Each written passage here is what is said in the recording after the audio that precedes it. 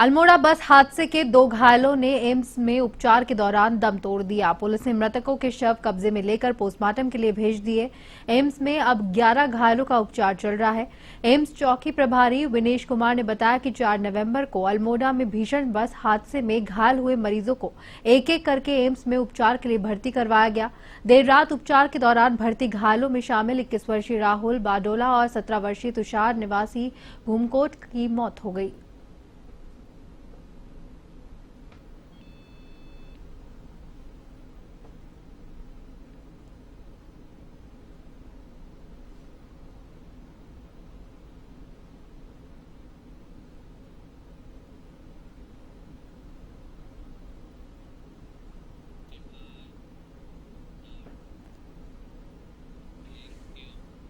उत्तरकाशी के पहाड़ों में दिवाली के बाद 11वें दिन मनाई जाने वाली दीपोत्सव इगास का उल्लास बना हुआ है। गढ़वाल के पर्वतीय जिलों में मनाए जाने वाले इगास त्योहार की हर घर में पूरी तैयारी हो चुकी है। वैसे तो इगास पर्व पूर्व से पर्वतीय जिलों में बड़े ही धूमधाम से मनाया जाता है, लेकिन कुछ वर्षों से त्योहार की मान्यता ज्यादा बढ़ गई है। बताया जाता है कि 17वीं शताब्दी में वीरभद्र माधो सिंह भंडारी तिब्बत युद्ध पर गए हुए थे, लेकिन उनके दिवाली तक नहीं लौटने की वजह से पहाड़ में त्योहार नहीं मनाया गया। उसके बाद ठीक 11वें दिन वह युद्ध जीत कर लौटे तो उस साल उनकी जीत की खुशी में इगास मनाई गई और तब से लेकर आज तक ये पर्व धूमधाम से मनाया जा रहा है।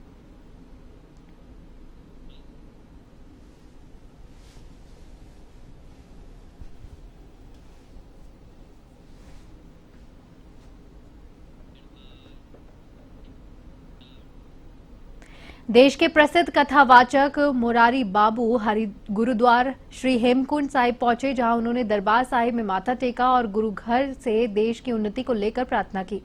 इस अवसर पर मुरारी बाबू ने गुरुद्वारा परिसर में अर्जुन का पौधा भी लगाया, जहां इस दौरान उन्होंने लोगों से वृक्ष बन चुके पेड़ों को बचाने के संकल्प लेने की अपील की। बता दें कि मुरारी बाबू इन दिनों मुनि के रेती के अंदर रुके हुए हैं, जहां पर पूर्णानंद कॉलेज मैदान में वे हजारों भक्तों को राम कथा सुना रहे हैं।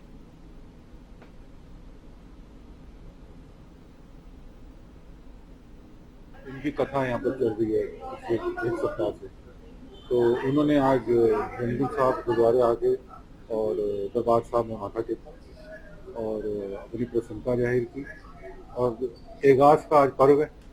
इस पर्व पे उन्होंने गुरुद्वारा कॉम्प्लेक्स के अंदर एक वृक्ष लगाया और वृक्ष लगा के एक संदेश दिया कि आज के इस युग में जबकि क्लाइमेट चेंज हो रहा है तो हर किसी को वृक्ष जरूर लगाना चाहिए और जहाँ लगे हों उनको बचाना चाहिए, ना कि काटना।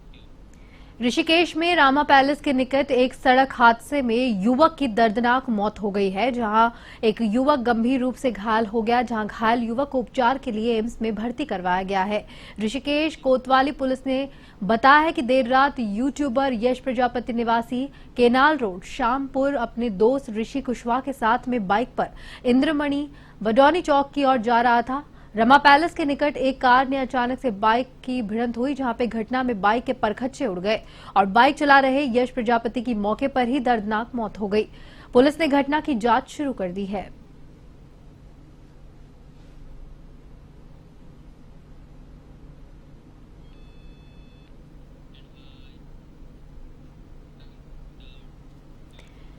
उत्तराखंड पावर कॉर्पोरेशन लिमिटेड उपभोक्ताओं के लिए लगातार सकारात्मक कदम उठा रहा है, जहां विभाग की ओर से प्रदेश के बिजली उपभोक्ताओं को लगातार बड़ी राहत भी दी जा रही है।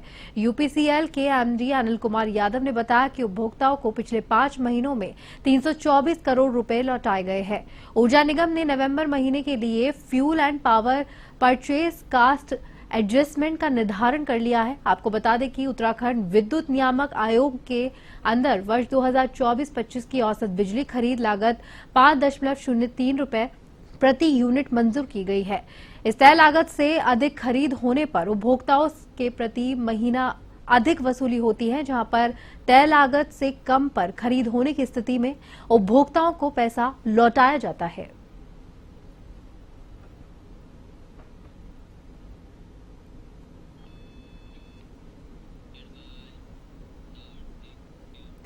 मसूरी में हेल्थ केयर अवेयरनेस कैंप का आयोजन किया गया, जहां पे कैंप में 100 से भी अधिक मरीजों ने शिविर का लाभ उठाया, जहां पे मसूरी में पहली बार जापानी तकनीक मैग्नेटिक कस्टम एनालाइजर लोगों को निशुल्क स्वास्थ्य जांच की गई, जहां पर मशीन ने 90 सेकंड में फ्यूल बॉडी की जांच की, जहां पे फुल बॉडी जांच हुई, जिसमें लिवर, किडनी, मस्तिष्क, त्वचा समेत पेट की स्क्रीनिंग भी की गई। कैंप संयोजक दीपा कंसल ने बताया कि मैग्नेटिक कस्टम एनालाइजर एक कंप्यूटराइज्ड जापानी तकनीक है, जिसके माध्यम से मनुष्य के लिवर, किडनी, मस्तिष्क, त्वचा और पेट की जांच की जाती है।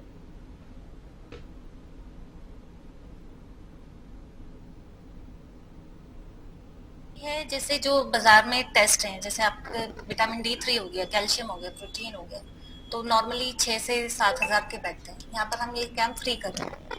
ठीक है, इसमें आपके सारे प्रोटीन्स, विटामिन्स और आपका किडनी फंक्शन, लीवर फंक्शन, काफ़ी सारी चीज़ें, हेल्थ का, हार्ट हेल्थ सब पता चल जाता है। ये 90 सेकेंड मैग्नेटिक स्कैनिंग है, इसमें बस आपको स्कैन करना है विदाउट एनी ब्लड सैंपल कोई इसमें। और किस तरीके का लाभ आप पेशेंट को दे रहे हैं? पेशेंट का लाभ ये है कि हमारे साथ जो टीम में है डाइटिशियन है, उनको डाइट कंसल्टेंसी मिलती है, प्लस आपको आयुर्वेदिक प्रोडक्ट्स मिल जाते हैं। आजकल कोविड के बाद से लोग अवेयर नहीं है अपनी हेल्थ के लिए। उनको पता है कि हमें ये दिक्कत है, हमें ये दिक्कत है, बट वो कह रहे नहीं हम तो खाना खा रहे हैं, हम ये खा रहे हैं। बट आजकल सबको पता है कि जो भी खा रहे हैं उसमें कहीं ना कहीं मिलावट तो है, और कोविड के बाद से कहीं ना कहीं इम्यूनिटी लोगों की डाउन हुई है। बट उसको कैसे इम्यूनिटी को कैसे बूस्ट करना है वो लोगों को नहीं पता। तो हम इसके थ्रू लोगों को अवेयरनेस भी दे रहे हैं, अवेयर भी कर रहे हैं लोगों को कि किस तरीके से आप अपनी इम्यूनिटी को बूस्ट कर सकते हैं। मैं उनको प्रॉपर जो भी उनका दिन का शेड्यूल होता है उसको रीशेड्यूल करती हूँ। उत्तराखंड के पूर्व मुख्यमंत्री भगत सिंह कोश्यारी लोहाघाट पहुंचे, जहां उन्होंने भाजपा प्रदेश कार्यकारिणी सदस्य सतीश चंद्र पांडे के आवास पर पूर्व सीएम का जोरदार स्वागत किया गया। इस दौरान पूर्व सीएम ने मौजूद भाजपा कार्यकर्ताओं से मुलाकात की।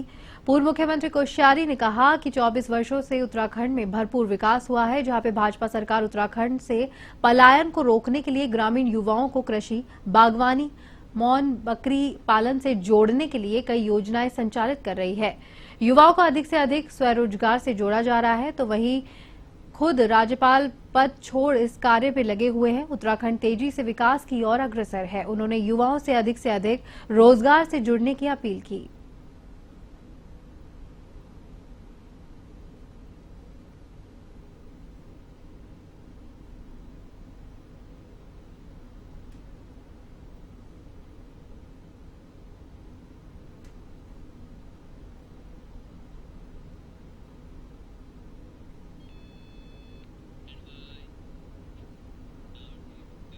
उत्तराखंड की राजधानी देहरादून में भीषण सड़क हादसा हो गया है, जिसमें 6 लोगों की मौके पर ही मौत हो गई।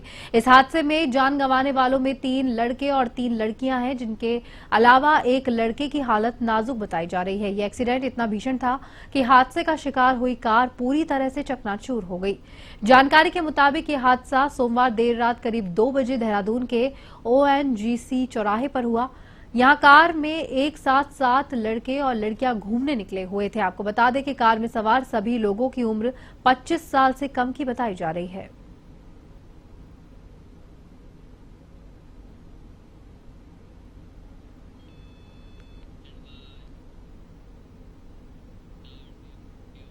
राज्य में उपनल कर्मी नियमितीकरण और कई अन्य मांगों को लेकर लगातार प्रदर्शन किया जा रहा है, जहां पे उपनल कर्मियों ने विभिन्न मांगों को लेकर सचिवालय का घेराव भी किया।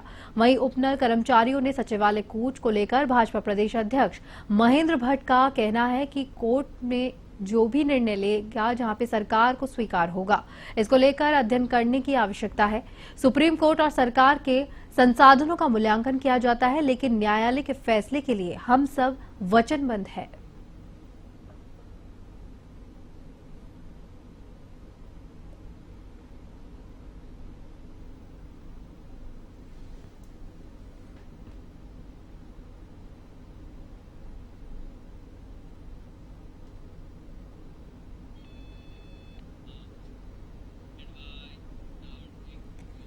खबर काशीपुर से है, जहां श्रमजीवी पत्रकार यूनियन इकाई की ओर से द्रोण पैलेस होटल में आइकन अवार्ड 2024 का आयोजन किया गया।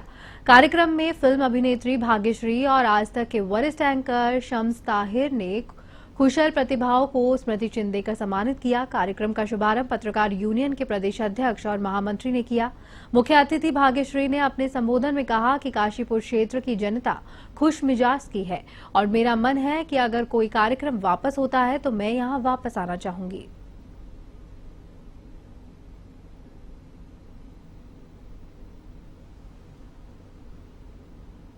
हैं उन सबको आपने आगे बढ़ करके सम्मानित किया। ये एक बहुत बड़ी उपलब्धि है। इसमें चाहे सत्येंद्र चंद्र गुड़िया जी की धर्मपत्नी हो, जिनको आपने एक सम्मान दिया, जो काशीपुर जिस नाम से पहचाना जाता है वो सत्येंद्र गुड़िया जी के नाम से भी पहचाना जाता है। और इसमें श्रमजीवी पत्रकार उनकी प्रदेश इकाई आपकी पूरी टीम को बहुत बहुत बधाई और बहुत बहुत शुभकामनाएं देनी चाहती है कि आपने बहुत सुंदर। मसूरी में पूर्व नगर पालिका अध्यक्ष मनमोहन सिंह मल के पत्रकारों से बातचीत की, जहां पर उन्होंने एक गास पर्व को लेकर सभी को शुभकामनाएं दी, जिन्होंने कहा कि गास पर्व पहाड़ी इलाके में मुख्य त्योहार होता है, जो कि दीपावली के 11वें दिन बाद मनाया जाता है और 1 महीने बाद बग्वाल बनाई जाती है। उसी उपलक्ष्य में मसूरी में गढ़वाल सभा की ओर से शहीद स्थल पर पर्व को बड़े ही धूमधाम से मनाया गया, जहां पर उत्तराखंड के व्यंजन जैसे उड़द के पकौड़े, गैद के सिंगवाले, गुलगुले आदि बनाए जाएंगे, जहां पर सांस्कृतिक कार्यक्रमों के साथ साथ पारंपरिक ढोल दमाऊ कास भी दर्शाया जाएगा।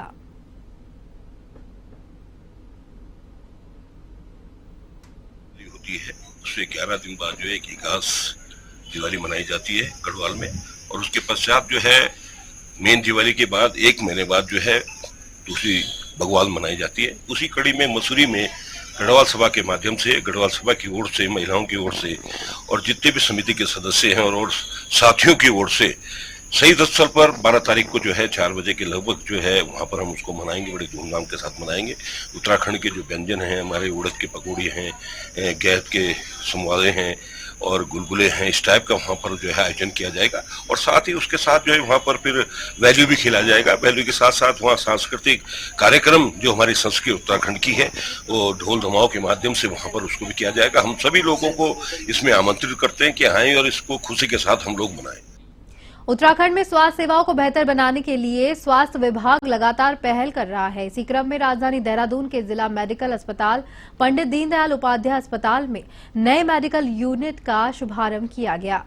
इसमें प्रीमेच्योर बेबी और अन्य छोटे बच्चों का बेहतरीन तरीके से इलाज हो सकेगा। प्रदेश के स्वास्थ्य मंत्री डॉक्टर धन सिंह रावत ने सभी प्रदेशवासियों को गास पर्व की शुभकामनाएं देते हुए कहा कि इस साल हरिद्वार मेडिकल कॉलेज की शुरुआत हो गई है। इसके साथ ही हल्द्वानी और पिथौरागढ़ मेडिकल कॉलेज को लेकर भी प्रदेश सरकार की ओर से पहल की जा रही है।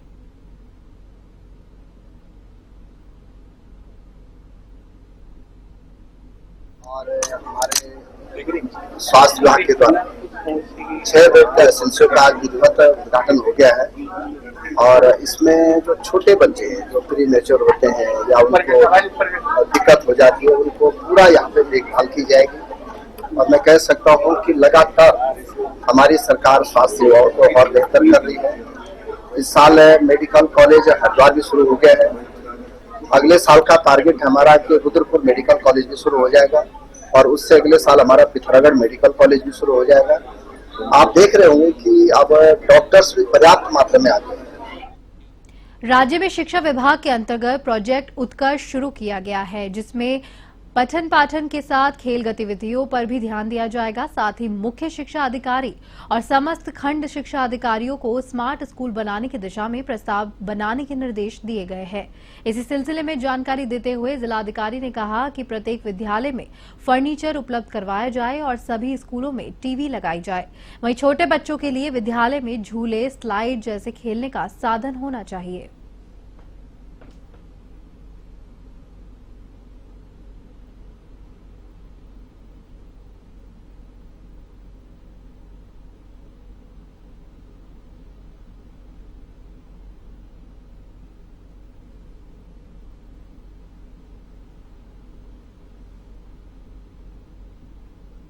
सात ऑब्जेक्टिव्स थे, 7 में से 4 ऑलरेडी संपन्न किए जा चुके हैं सभी स्कूल्स में। जैसे व्हाइट बोर्ड्स, सभी स्कूल्स में इस वक्त व्हाइट बोर्ड्स या तो रिप्लेस हो चुके हैं या किए जा रहे हैं। उचित प्रकाश व्यवस्था प्रत्येक क्लासरूम में, जो at least one outdoor sports activity जो बन रही थी उसका कार्य ऑलरेडी सभी स्कूल्स में चल रहा है।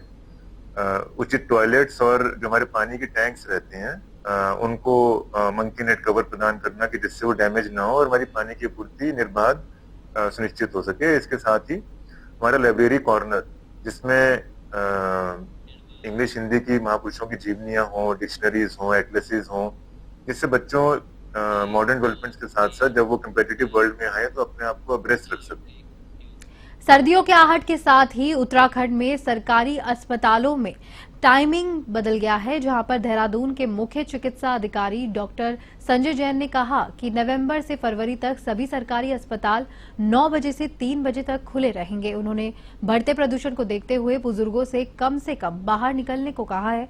सांस के मरीजों को देखते हुए डॉक्टरों को प्राथमिकता से देखने के निर्देश दिए गए हैं। दिए गए तो दिवाली के बाद थोड़ा सा पॉल्यूशन की क्वालिटी जो है देहरादून में भी सब देखने में आ रहा है, काफी ज्यादा पॉल्यूशन है। तो जो बुजुर्ग मरीज है हमारे जिनको सांस लेने की बीमारी है उनमें दिक्कत आ रही है, तो मेरे द्वारा सभी अस्पतालों को इसमें भी निर्देश दिए गए कि इस टाइप के जो मरीज आ रहे हैं उनको प्राथमिकता के आधार पर उनको देखा जाए। और बुजुर्ग लोगों से भी मेरी सलाह रहेगी कि सुबह या शाम को जो घूमने जा रहे हैं, जब तक ये हवा का प्रदूषण का स्तर बढ़ा हुआ है, थोड़ा उसको अवॉइड